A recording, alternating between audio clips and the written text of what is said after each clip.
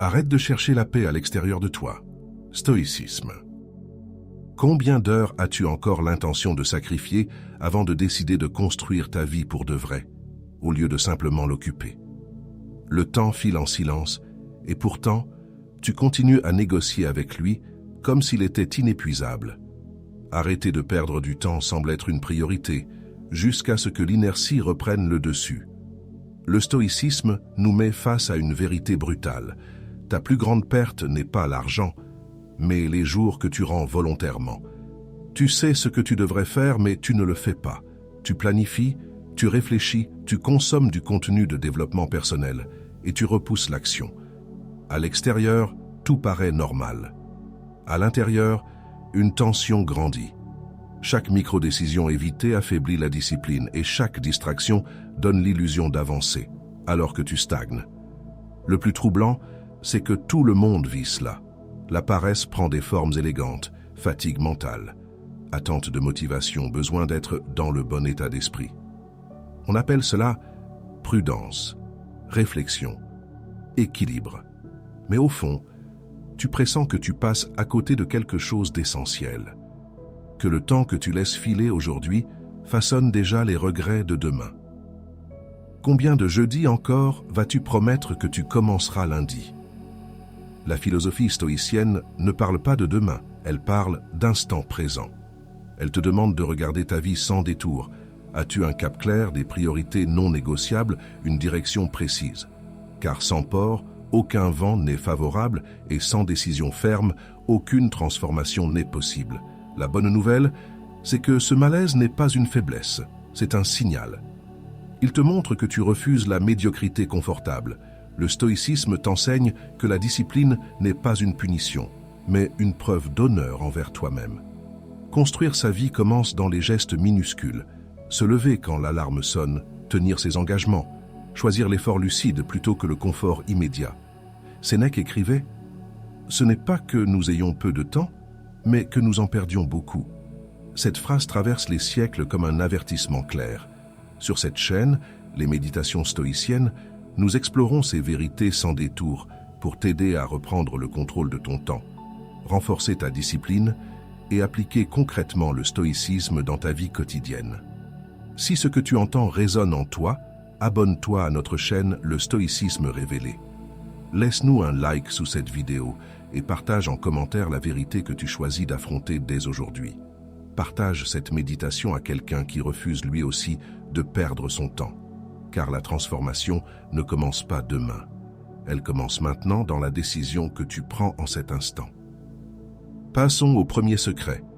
Ton temps est ta vraie richesse. Chaque jour, tu offres des heures à des distractions que tu n'as pas choisies.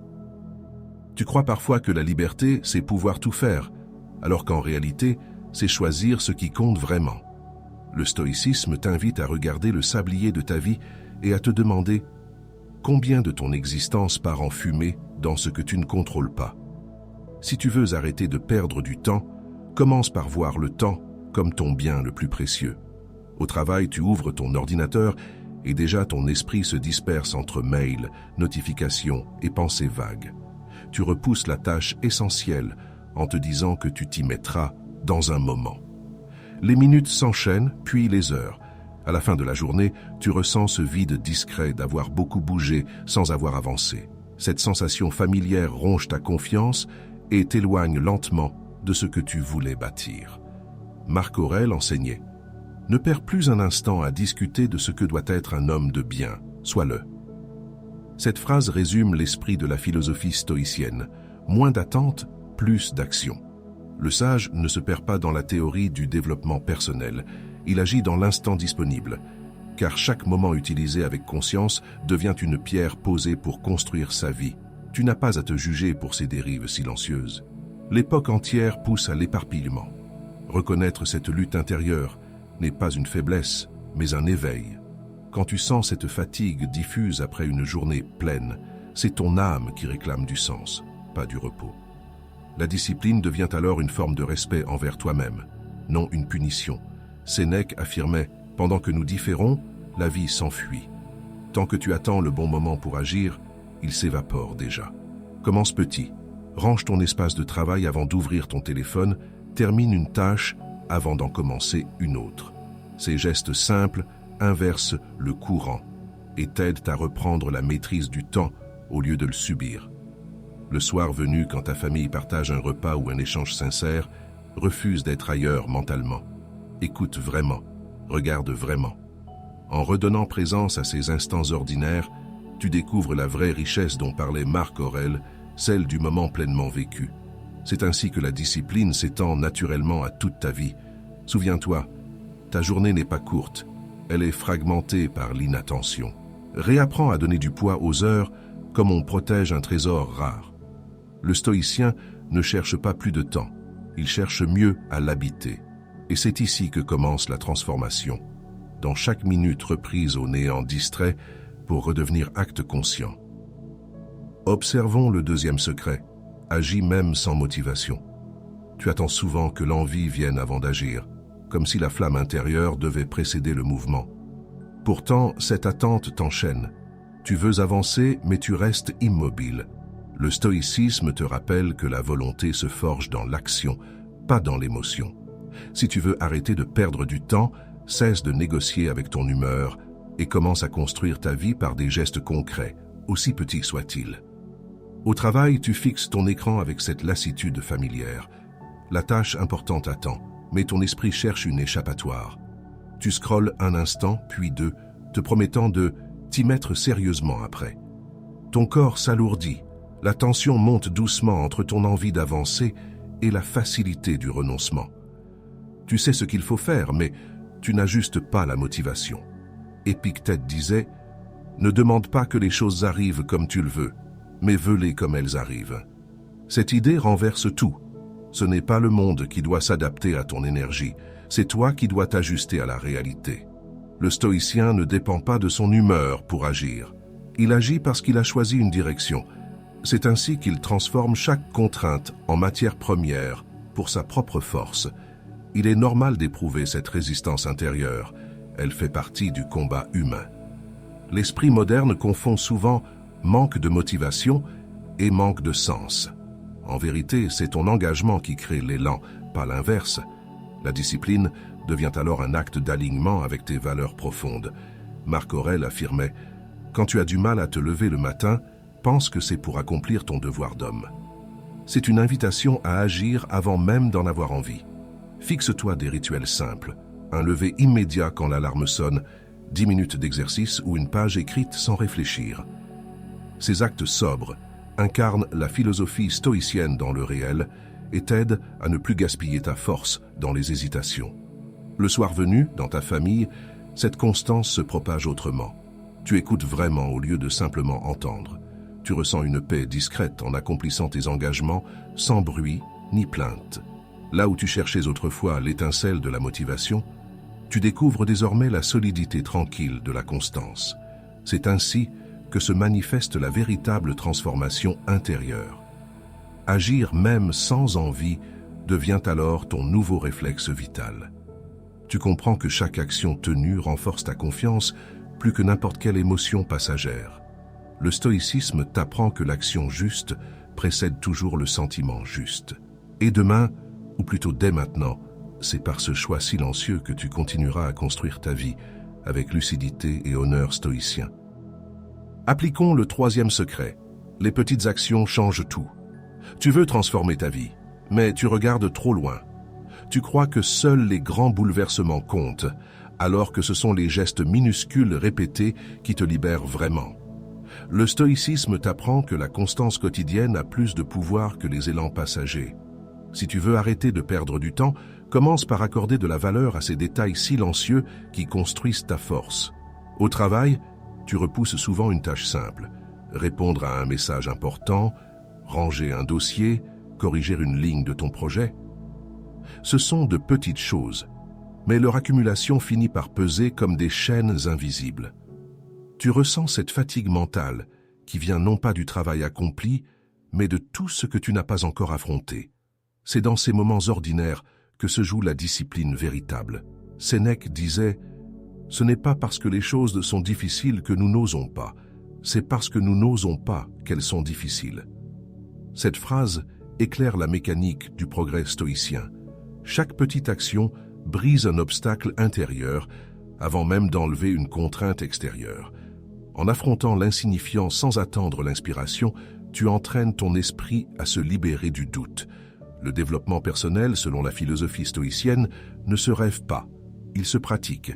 Il est normal de sous-estimer ces gestes simples. Ton esprit cherche des victoires visibles pour prouver sa valeur. Mais c'est l'accumulation discrète d'efforts minuscules qui forge la solidité intérieure. Ne méprise plus ce moment où tu décides simplement de faire ce qui doit être fait. C'est là que naît ta vraie puissance. La constance devient ton arme contre la dispersion et le découragement. Épictète expliquait « Aucun grand homme ne s'est formé en un jour ». Voilà le rappel essentiel pour construire sa vie avec patience et méthode. Choisis une habitude modeste à tenir chaque jour. Lire quelques lignes d'un texte inspirant, écrire 3 pensées claires, respirer avant de réagir. Ces actes sobres appliquent la philosophie stoïcienne à ton quotidien et renforcent ton engagement envers toi-même. Dans ta famille, cette constance invisible change aussi ton regard sur les autres. Tu deviens plus présent, plus attentif aux échanges simples, aider sans attendre, écouter sans juger, sourire sans calculer. Les petites attentions quotidiennes deviennent le ciment silencieux du lien humain. Ce que tu exerces sur toi dans l'effort devient naturellement bienveillance dans tes relations. Rappelle-toi enfin, le stoïcien ne cherche pas des exploits héroïques. Il cherche la maîtrise tranquille du présent. Les petites actions changent tout, parce qu'elles façonnent celui que tu deviens quand personne ne regarde. Chaque instant choisi consciemment est une victoire sur la négligence et une pierre ajoutée à ton édifice intérieur. Et c'est ainsi que, sans bruit, ta vie entière commence à se redresser vers l'essentiel. Accueillons le 4e secret. Sois clair sur ta direction. Tu veux avancer, mais ton esprit change de cap à chaque distraction. Tu dis vouloir construire ta vie, mais tes journées ressemblent à un brouillard d'intentions sans boussole. Le stoïcisme t'invite à regarder cette confusion non comme une fatalité, mais comme un manque de clarté sur ce que tu veux vraiment. Tant que tu n'as pas défini ce que tu refuses, tu continueras d'arrêter de perdre du temps sans jamais savoir vers quoi tu marches. Au travail, tu passes d'un projet à l'autre, persuadé de multitâcher alors que tu t'éparpilles. Ton agenda déborde, mais rien ne semble vraiment progresser. Chaque tâche ouverte t'épuise avant même d'être commencée. Tes épaules se tendent, ton souffle se raccourcit et cette impression familière monte, celle de courir dans tous les sens sans jamais atteindre le cœur du problème. Tu termines la journée vidée, plutôt qu'accomplie. Sénèque disait « Celui qui ignore vers quel port il navigue ne trouve jamais de vent favorable ». C'est l'essence même de la philosophie stoïcienne. Sans but clair, le mouvement devient agitation. Dans ton quotidien saturé, cette phrase agit comme un miroir. Tu n'as pas besoin de plus de temps, mais d'un cap défini. Choisir une direction te libère des urgences artificielles et recentre ton énergie sur ce qui construit réellement ta destinée. Il est normal de ressentir cette confusion quand tout semble prioritaire. L'époque glorifie la productivité sans objectif et la vitesse sans destination. Mais le sage stoïcien apprend à distinguer ce qui compte vraiment de ce qui brille inutilement. Ce tri intérieur est exigeant. Il demande du courage pour admettre qu'on s'est parfois trompé de bataille. Marc Aurèle enseignait « La vie d'un homme est ce que ses pensées font d'elle. Si tes pensées errent dans 1000 directions, ta vie se fragmente avec elles. Reviens chaque matin à une question simple. Qu'est-ce que je choisis d'honorer aujourd'hui ? Cette pratique quotidienne incarne la discipline consciente et t'aide peu à peu à cesser de gaspiller ton potentiel dans l'indécision. C'est ainsi que tu commences vraiment à bâtir ta vie selon ton propre axe. Dans ta famille, cette clarté devient visible autrement. Tu arrêtes de dire oui par culpabilité et commences à dire non par cohérence. Tes proches sentent la différence, moins d'agitation, plus de présence réelle. Là où régnait la dispersion, apparaît désormais une forme tranquille d'autorité intérieure, celle qui naît quand tes actes s'alignent enfin avec tes valeurs. Être clair sur ta direction n'est pas un luxe spirituel, c'est une nécessité vitale pour préserver ton temps et ton équilibre intérieur. Le développement personnel inspiré du stoïcisme ne consiste pas à tout contrôler, mais à orienter consciemment tes efforts vers ce qui mérite ton attention limitée. Car quand ton cap est net, chaque minute reprend son poids et chaque geste retrouve son sens. C'est ainsi que commence la vraie liberté, celle de marcher droit vers toi-même. Tournons-nous vers le 5e secret. Choisis des amis exigeants. Tu veux progresser, mais ton entourage agit parfois comme une encre invisible. Tu dis vouloir construire ta vie, mais tu passes du temps avec ceux qui te confirment dans la facilité. Le stoïcisme t'invite à observer cette influence silencieuse. Chaque relation est soit un levier, soit un poids. Si tu veux vraiment arrêter de perdre du temps, commence par regarder qui t'aide à te dépasser et qui t'invite à t'endormir.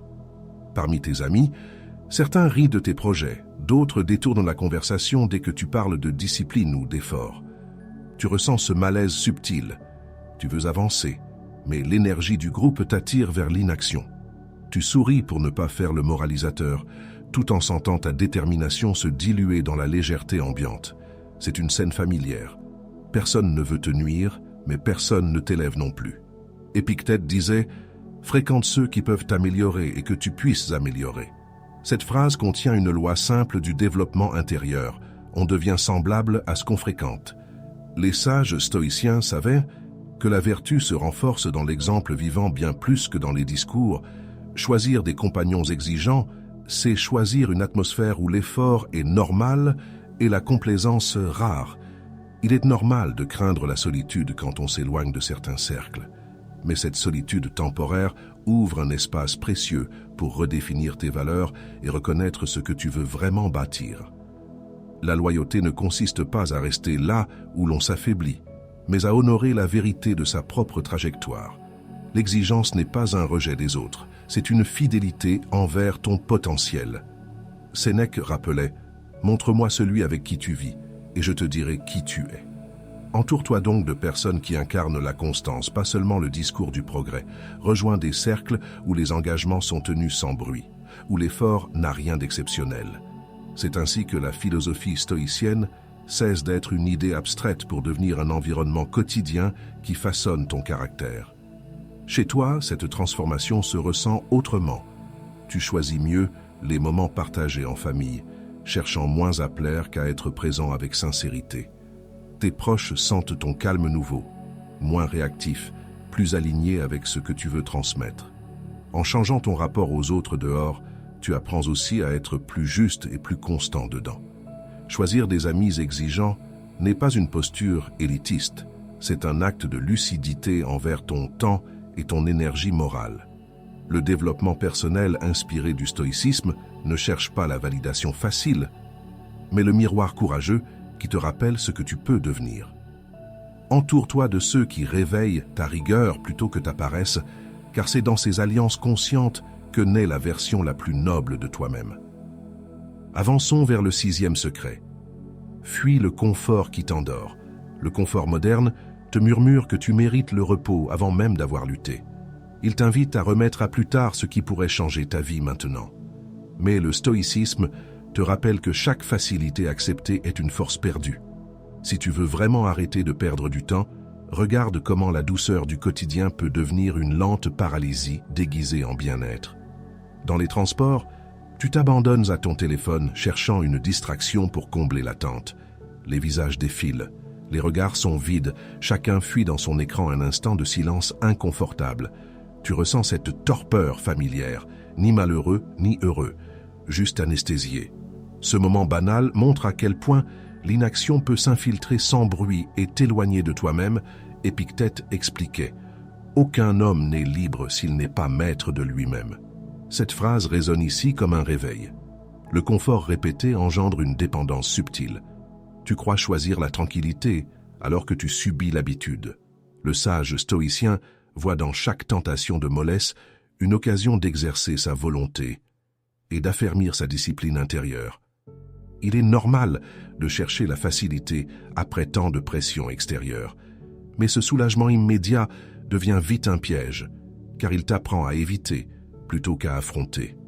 Le repos véritable vient après l'effort, pas avant lui. Regarde tes réflexes avec honnêteté. Combien d'actions diffères-tu simplement parce qu'elles dérangent ton confort mental? Marc Aurèle enseignait « Ce n'est pas la mort qu'il faut craindre, mais de ne jamais commencer à vivre. » Fuir la complaisance, c'est refuser cette mort lente par inertie. Commence par de petites ruptures volontaires. Éteins les écrans 1 heure plus tôt, termine ce que tu redoutes avant de te détendre, choisis parfois la difficulté délibérée. C'est ainsi que tu réapprends à construire ta vie plutôt qu'à seulement l'occuper. Au travail, cette transformation devient visible. Tu t'imposes des moments sans distraction, tu accomplis tes tâches sans céder aux pauses artificielles, tes collègues remarquent ton calme neuf et ta concentration retrouvée. Tu découvres que la rigueur procure une satisfaction bien plus profonde que tout plaisir passager offert par le confort. Fuir le confort qui t'endort ne signifie pas mener une existence austère, mais redonner au repos sa vraie valeur, celle d'une récompense méritée. En cultivant cette vigilance intérieure, tu cesses de gaspiller ton énergie dans les automatismes et reprends la maîtrise de ton temps et de ton esprit. C'est là que commence le vrai développement personnel selon la philosophie stoïcienne. Dans la capacité à rester éveillé au milieu d'un monde qui t'invite constamment à dormir debout.